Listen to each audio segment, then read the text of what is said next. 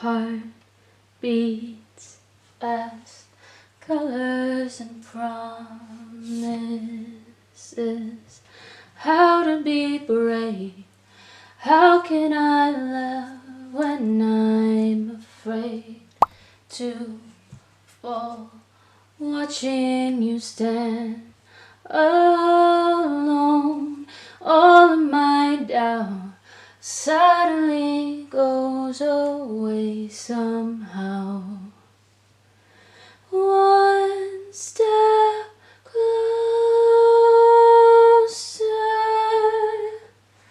I died every day waiting for you. Darling, don't be afraid, I have loved you for 1,000 years.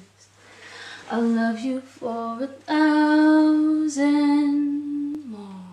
Hey guys, my name's Gloria and welcome back to my channel. It is finally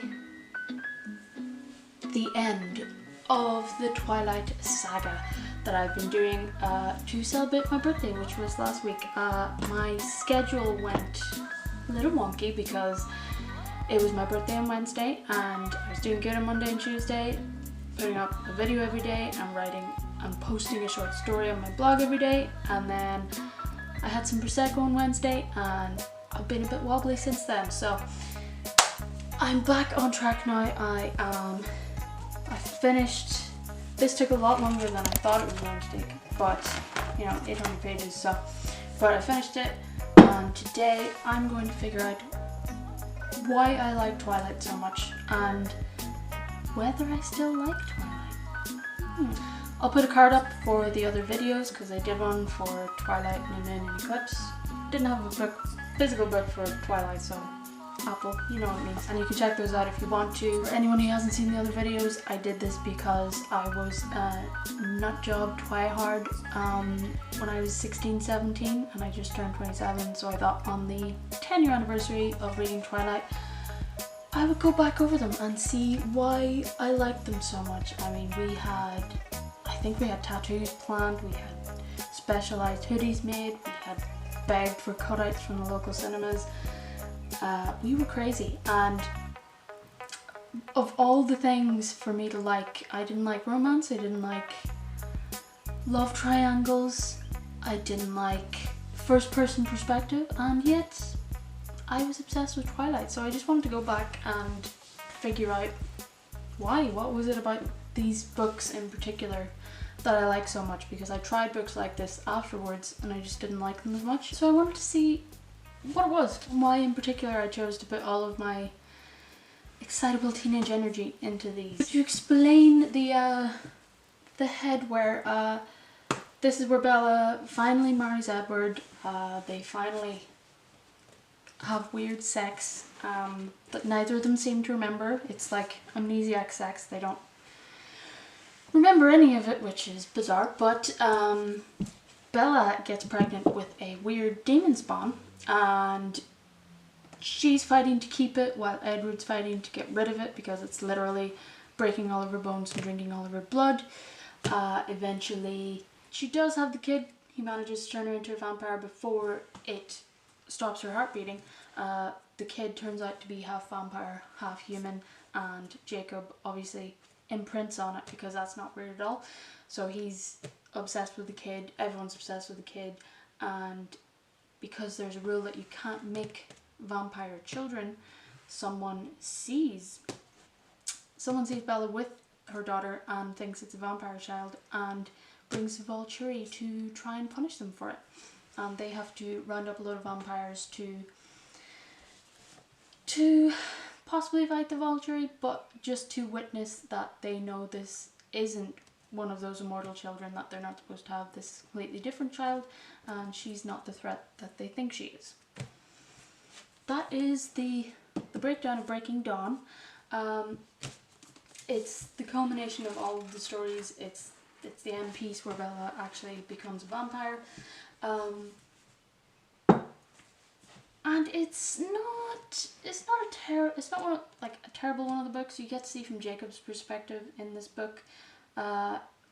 He's quite depressing, but he's also kind of sarcastic, so it's sort of funny. You get to see a lot more vampires from around the world in this. There's actually Irish vampires. The only fat vampire, for some reason, she moves with undulations, which is a strange thing to try and conjure in your mind when they're supposed to be made of stone.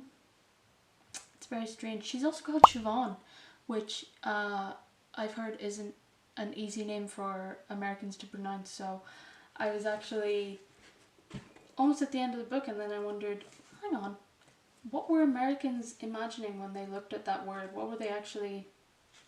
Siobhan, I think a lot of Americans say, but Siobhan. Siobhan's a good name. One of my notes that I wrote down for this is, why can't Bella keep her mouth shut? Because she does intend to literally put her life on the line with Edward by getting the D. And she decides to tell Jacob this at her wedding reception because, you know, what could go wrong there? He wouldn't be mad about that, would he?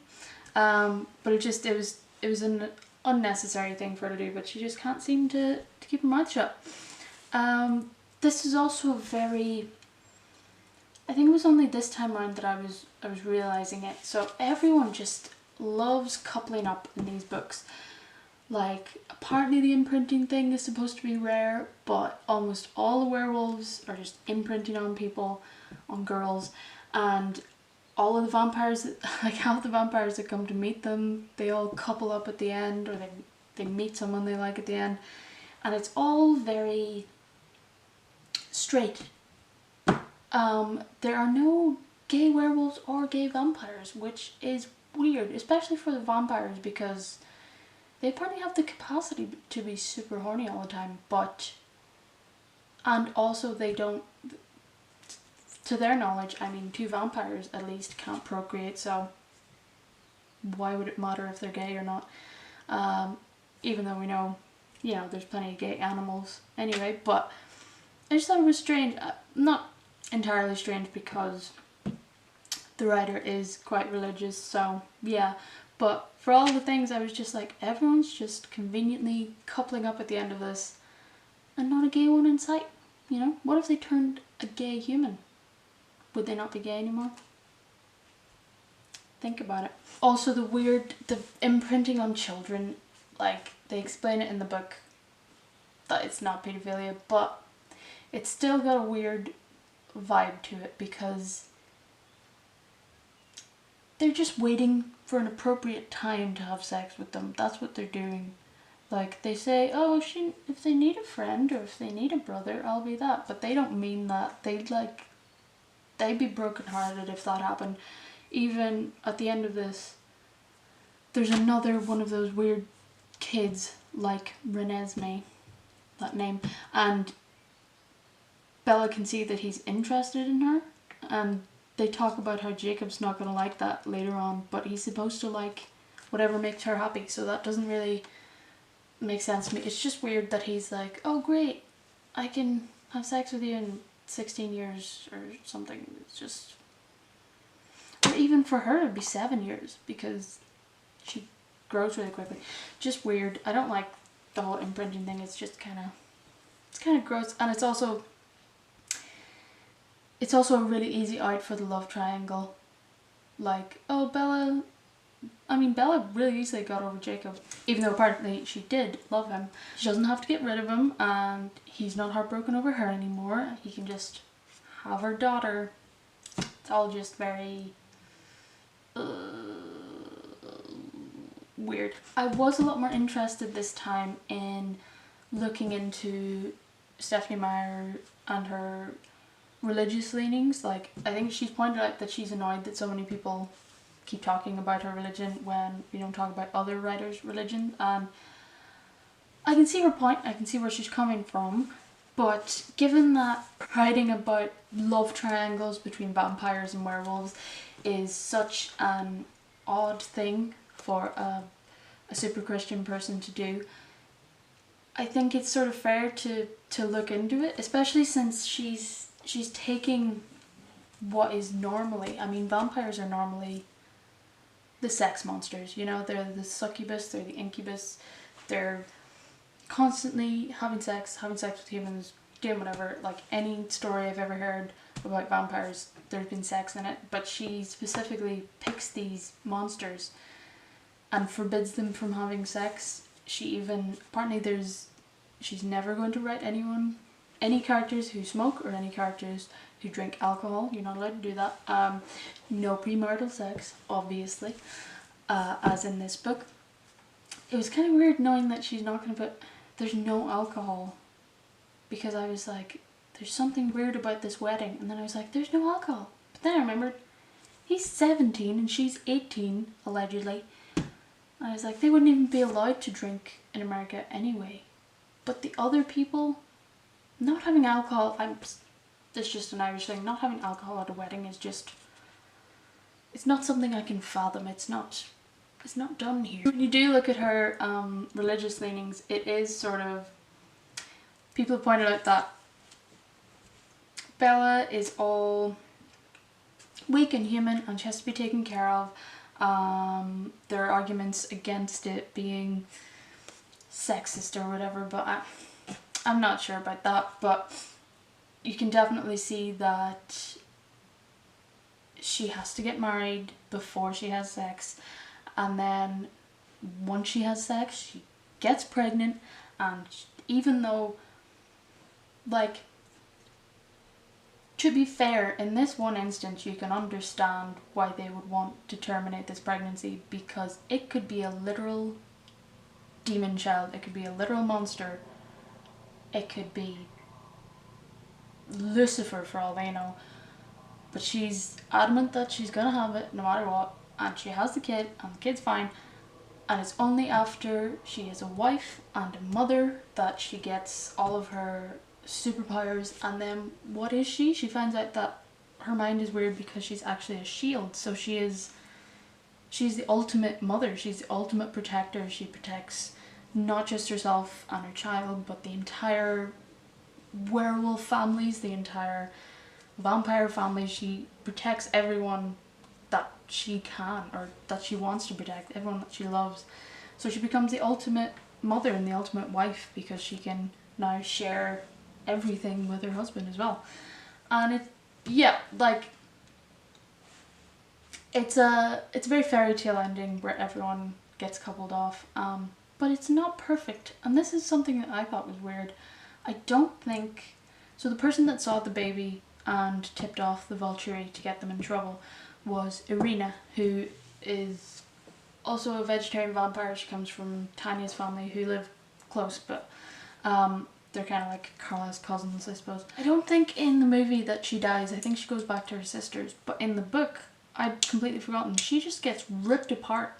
She gets torn to shreds and burned right in front of everyone. And for a minute you're like, oh, is this going to start the fight? And then it doesn't. And then they get over everything and the Vulture leave, and everyone's just like, yay, this is great. Except for her two sisters, who go off to grieve. But even though they're all supposed to be in Carlisle's family, the Cullens just sit about going, yay, we won, isn't this great? And none of them really give a damn that Irina died. Even though, sure, she rattled them out, but she thought they were actually doing something wrong. Once she realised they weren't doing anything wrong, she totally recanted and said, no, don't punish them. And then she was murdered right in front of them, and they just don't seem, there's not even a little bit of grieving from Bella or Edward or any of the Cullens, which, it just seemed a bit off colour, even though she was repentant. Just saying. On the religious note as well, I mean, in Christian faith, I'm putting Mormon in as Christian. It's the same God. I'm assuming it's Christian. But the thing that you always want at the end is eternal life. And what does she get? She gets eternal life. She gets eternal youth. The whole thing about her going over to being a vampire is that she has to completely control her physical desires that she shouldn't act on. I mean, she can ride Edward every day and night, but they're married, so that's fine. But her lust for blood and killing people, she has to completely break out of that, and she seems to, obviously she does it better than anyone else. She doesn't even apparently they're supposed to be ravenous, uncontrollable children whenever they turn into vampires first, but she just skips past that because she's the perfect vampire. She's the perfect protector. She was supposed to be there all along. Almost like, as well, that the vegetarian vampires, Carlisle and that, they keep saying that they can form greater bonds because they're not killing humans, they're not drinking human blood. And the non-vegetarian vampires who are killing people, they go more on instincts and they can't form bonds the way that the Cullens do. And that's why, partly why the Cullens are more powerful than the Volturi, because they can't form proper bonds. But it almost sounds like because they're getting over these temptations of wanting to kill people, they're more like the religious people, and the vampires killing people are the non-religious, and they're giving in to the temptations and the things that they shouldn't morally be doing. So their families aren't as good and they can't form bonds as well. That was just something that I thought, because they keep saying they're not as civilized, like you need to work against your body and you have to mind over matter just to be more civilized and to work on your family and your marriage relationships, I guess. But that was just a thought I had in my head when I was reading it, because it seemed like you could put them in two camps. There were some Amazonian vampires that came along, and she seemed to point out in another sort of racist line that they were the least civilized vampires that Bella had ever seen, just because, I honestly don't know why, because they were wearing like leather trousers, I guess, or because they were more alert than the other vampires. I don't know, it just seemed a bit especially when she didn't say that about any of the white vampires, let's say. Also, we should probably talk about the weird ass baby, not in the book. I mean, book's weird enough, but the movie. What were they doing with that kid in the movie? What? It was just the weirdest CGI creepy thing I've ever seen in my life. Everyone was like, oh, she's so beautiful. I was like, no, get that thing away from me. Like, they could have just used like 3 different babies. Even if they looked nothing alike, it would have been fine. Just no weird CGI things, please. I have to decide why I like Twilight.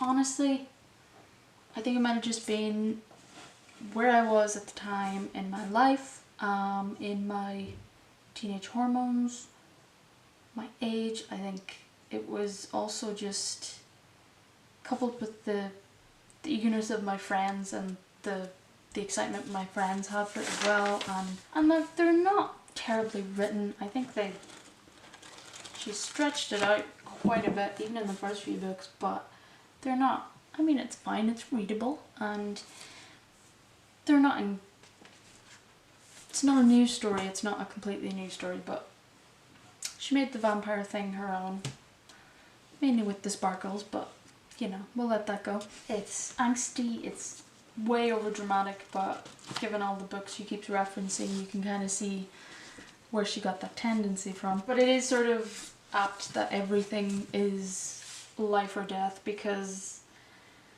you know, when you're 16 or 17, everything feels life or death, especially with relationships and shit, so